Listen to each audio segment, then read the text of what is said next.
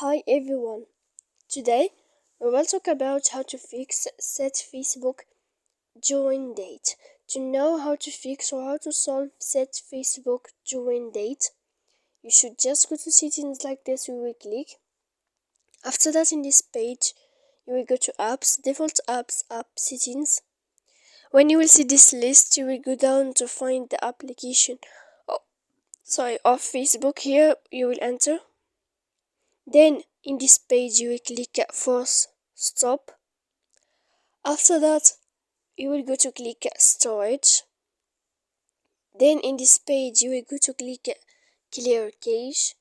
After that you will go to click clear data, and when you will end this you can turn off your phone.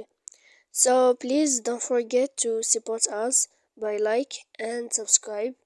See you next time in another video.